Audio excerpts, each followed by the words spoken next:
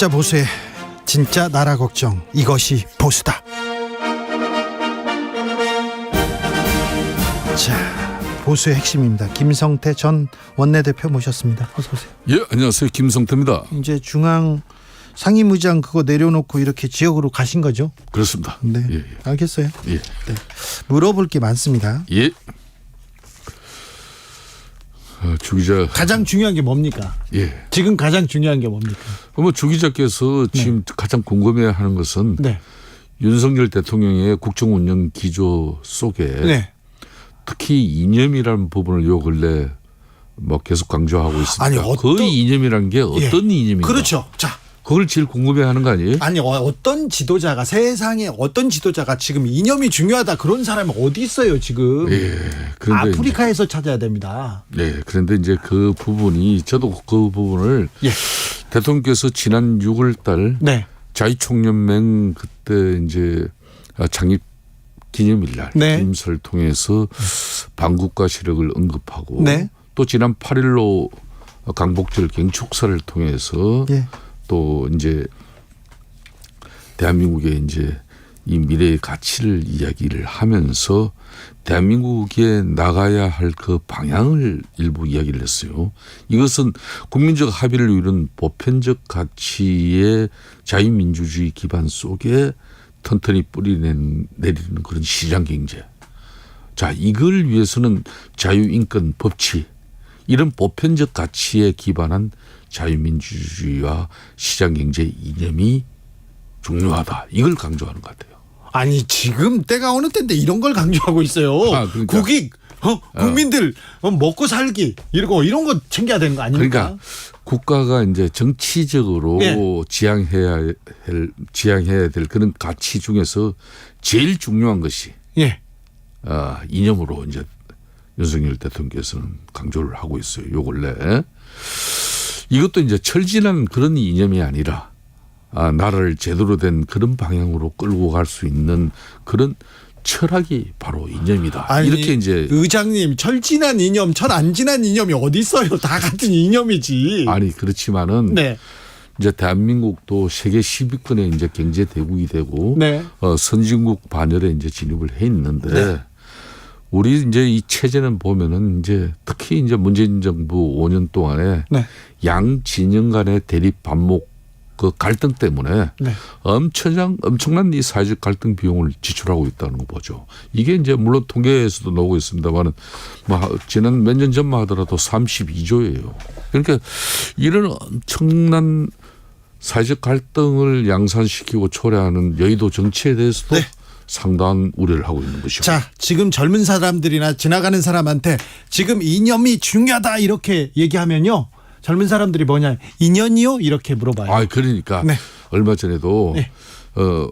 골프로 이제 250, 300 이런 장타를 칠 수 있는 실력이 있다 하더라도 그렇죠. 방향이 잘못되면은 결국 오비밖에 더 내겠는가. 네. 그래서 방향성을 이야기하는 거죠. 알겠습니다. 예. 자, 좀 더 물어볼게요. 예. 근데요, 홍범도 장군 흉상 예. 이거 철거해라. 예. 독립운동가 흉상 철거해라. 이거 대통령이 지시했습니까? 제가 이 문제를 좀 파악을 분명히 좀 해봤는데요. 네.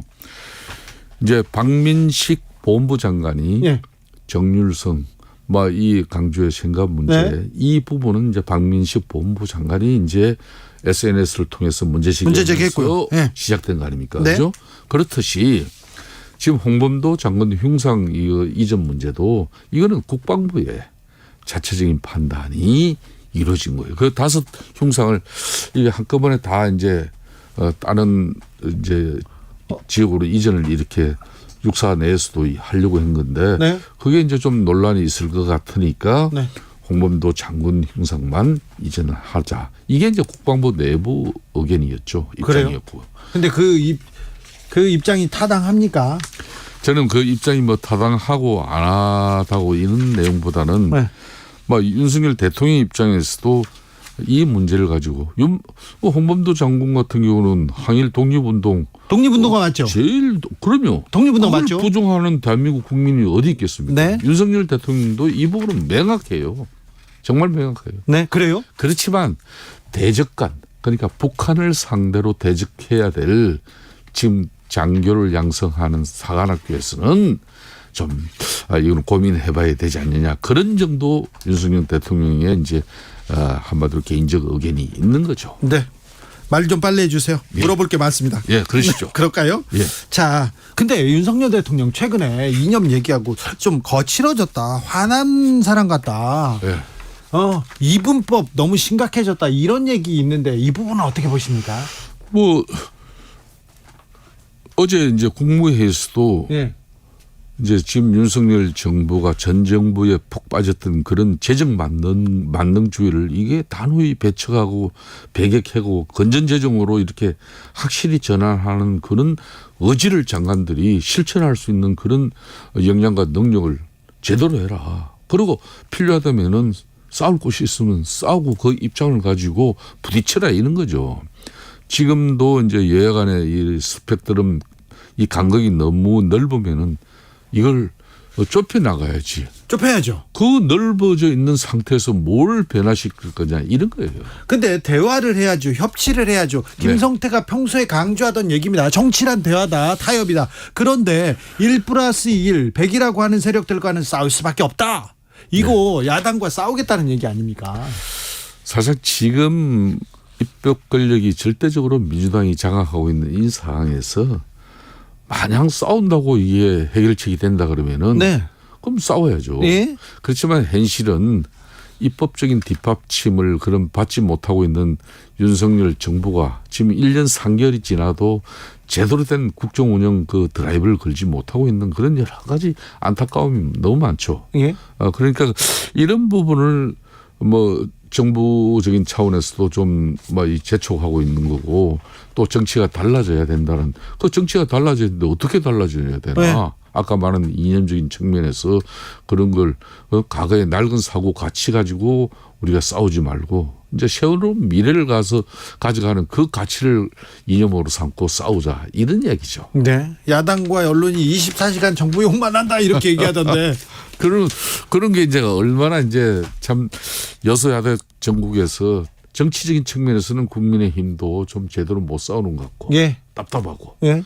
부처도 이제 쉽게 말하면은 지금 이제 여소야대에 꽉 막혀 있지만 그렇다고 해서 부처가 그런 처절한 몸부림을 통해서 국정 운영의 어떤 새로운 윤석열 정부의 정책 방향이라든지 운영에 대해서 그런 처절함이 안 보인다는 겁니다. 제가 볼 때는. 자, 예. 의장님. 예. 오염수 방류에 대해서 반대하고 염려하는 사람들이 있습니다. 예. 반대하는 사람들이 있습니다. 반대한다고 정부에 반대한다고 해서 그 사람들이 적대 세력 아니죠. 그렇죠. 그걸 적대 세력으로까지는 볼 이유가 없는 그렇죠. 거죠. 국민들은. 다만 예. 국민의 생명과 안전을 걱정하는 그런 목소리가 예. 지금 현재 뭐 일본 정부와 그리고 이제 IAEA 국제 원자력 기구에서 제시하는 내용이 아직까지 야당 입장에서 볼 때는 국민 생명과 안전을 100% 담보해내지 못한다. 그렇기 때문에 야당의 주장은 주장대로 있는 거예요. 그러니까 이제 우리는 국정 운영에 무한한 책임을 져야 되는 특히 집권당 국민의힘이나 정부 입장에서는 네. 국민들을 보다 과학적으로 예. 그리고 국민들이 안심하고 수산물, 해양산업 이런 수산업을 가져갈 네. 수 있는 그런 기반을 만들어줘야 되는 거죠. 자, 이념이 가장 중요하다고 하는데 예. 이 이념 논쟁은 총선에 도움이 됩니까? 원래 이제 정치하는 사람들이 네. 제일 또 한편으로는 경계하는 부분이 이념이에요. 예. 그 이념 논리에 이제 이렇게 빠져버리면은 사회가 참 이렇게 사회 통합이나 화합이 참 어려워질 수가 많은 거죠. 예. 우리 대한민국의 역사 같은 경우는 1919년 임정 48년 또 정부 수립 그리고 이제 뭐 6.25 전쟁 이런 많은 풍파를 겪으면서 엄청난 이념적 그런 뭐 대립 갈등 속에서 그나마 산업화 민주주의를 발전시킨 나라거든요. 네. 뭐 그런 측면에서 이제 할 만큼 했죠. 이념적 갈등은 대한민국은 할 만큼 했어요. 네. 그렇기 때문에 이제 야당 민주당 입장에서도 정치에서 너무 과거의 이념에 사로잡힌 그런 정치 정상하고 안 해요 요새. 이제 물론 이제 뭐 옛날 근데 왜 국민의힘하고 대통령은 이념 얘기를 할까? 참. 예? 아니 그게 이제 그런 거죠. 일본에서 오염수를 이렇게 방류하는 문제를 가지고 예. 야당으로서 국민의 생명 안전을 위해서 문제 제기하는 건 좋은데 이걸 도를 넘어가지고 국민이 그냥 해양 이런 생태계나 또 수산물 이런 먹거리를 네. 불안해서 먹지 못할 정도로 괴담이나 가짜뉴스로 선동한다면은 이거는 잘못됐다는 거죠. 자, 정치권으로 넘어갑니다. 수도권 위기론 이번 연찬에서도 내내 반복됐는데 수도권 위기론 이렇게 돌파하기 위해서 스타급 중진들 내려보내야 된다 해서 김성태 지금 보냈습니다. 당협위원장으로 보냈습니다. 그리고요 한동훈 원희룡 자출론 나오는데 선대위원장 설 나오는데 예. 어찌 보십니까? 뭐 저는 선대위원장까지는 모르는 일이고 그거는 뭐 그래도 김기현 당 대표가 예.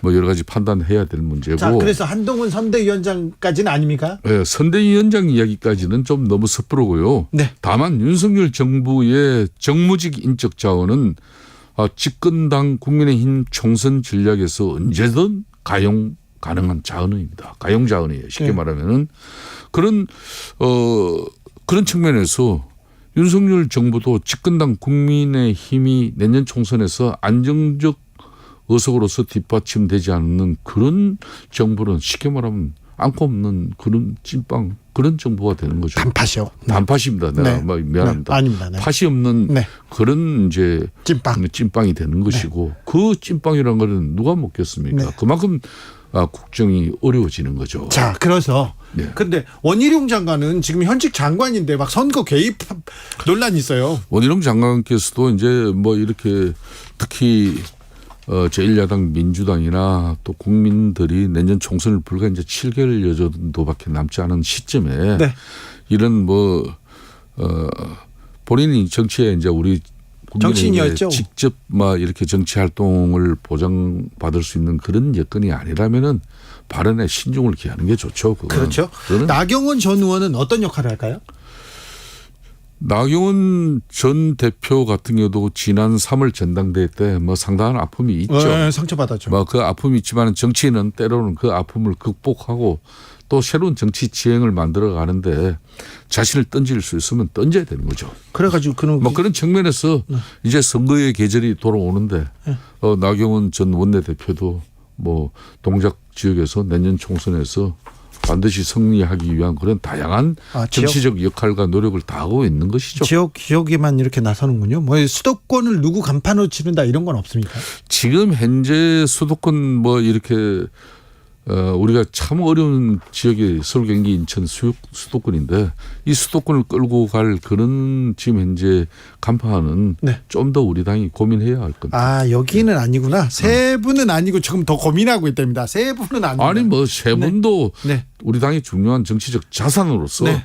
일정 부분 역할을 하는 것이고 그 대신 이 세 사람들에만 의지해서 내년 총선을 알겠어요. 치를 수 없다는 거예요. 네, 일단 의장님 얘기를 들어보면요, 세 사람 수도권 간판은 아직까지는 아닌 것 같습니다. 네. 자, 그런데 유승민 전 대표 수도권에서 영향력이 있습니다. 유승민 전 대표 어떻게 됩니까? 지금 현재 유승민 대표 입장에서는 가장 아프게 이제 윤석열 대통령과 윤석열 정부의 국정 운영의 난맥상에 대해서 때리고 있잖아요. 네.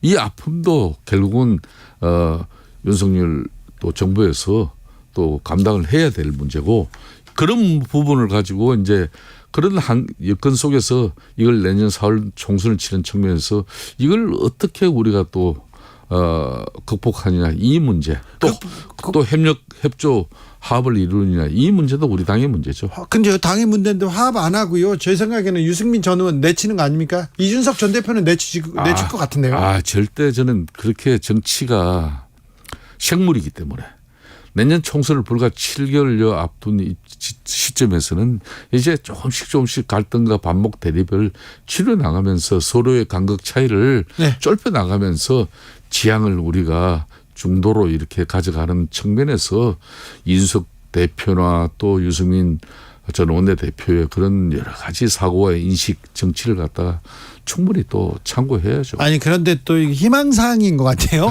희망사항이에요. 지금 이념하고 더 지금 갈라치기 하시는 것 같은데 그럼 자 김태우 전 강서구청장은 국민의힘에서 공천을 받을까요? 아마 이거는 이제 뭐 다음 주 안에까지는 이제 지도부가 판단을 할 것 같아요. 그런데요.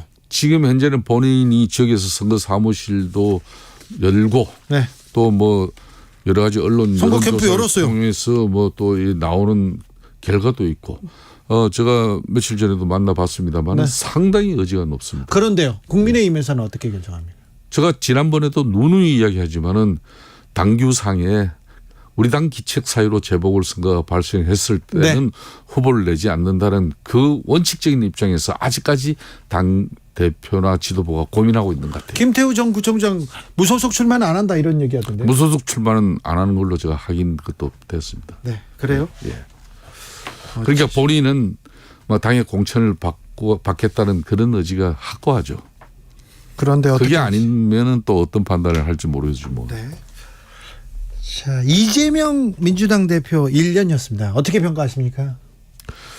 작년 8월 28일 날 이재명 당대표 서거난 이후에 참 힘들고 어렵고 본인으로서는 뭐 고난의 시간을 1년을 보냈다 할 겁니다. 그렇지만 민주당 대한민국의 전통 제1야당 민주당 입장에서는 엄청난 손실입니다.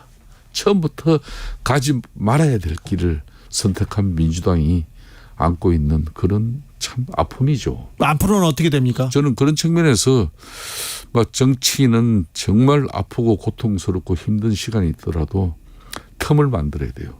자기 성찰, 자성의 시간으로 그 틈을 통해서 자신도 치유하고 조직도 회복하고 막 그런 측면에서 이재명 당대표의 그런 큰 결심도 민주당 입장에서는 절대적으로 필요할 겁니다. 그걸 저희들이 강요할 필요는 또 없다고 봅니다. 네, 상대당이기 때문에. 예. 김남국 의원 오늘 윤리특위에서 징계안 부결됐습니다. 제가 안 그렇습니까? 주 기자님, 지난번 김남국 의원 국회 제명 동의안 이거 안 될 거라고 쉽게 그렇게 만들어지지 않을 거라 그랬잖아요.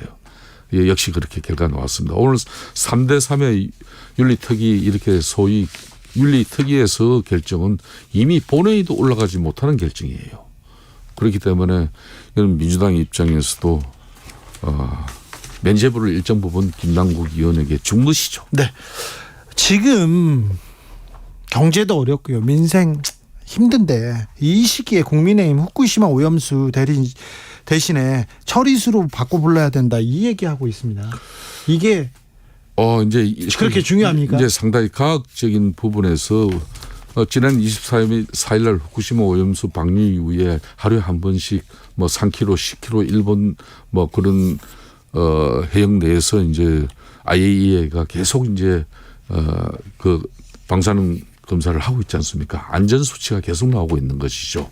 자, 그렇다면은 그 다핵종 제거 시설인 알프스를 일정 부분 신뢰를 하면서 가야 되지 않느냐. 그렇기 때문에 그거는 오염수가 아니고 처리수다. 그 이야기입니다. 그 얘기를 하는 거는 알겠는데요. 네. 참. 네. 그러니까 국민의 이 불안을 좀 해소하려고 그런 노력부터 해야지. 그 불안 해소는 이렇든 저렇든 우리는 윤석열 정부는 과학에 기반하지 않은 그런 가짜뉴스 괴담 선동이다 그러지만은 이게 결론은 정치 불신에서 만들어진 거거든요. 아니, 그러니까 정치를 좀 복원시켜야 되는 거예요. 그러니까요. 제가 왜 정치가 중요한가 하면은 정치가 이렇게 실종되어 버리고 나면은 이런 엄청난 일본의 후쿠시마 오염수 같은 이런 뭐 상황이 발생해도 극단적인 주장만 갈 수밖에 없는 거예요. 이게 참 사회적 갈등 비용과 국민적 불안으로 바로 이어지는 겁니다. 알겠습니다. 네.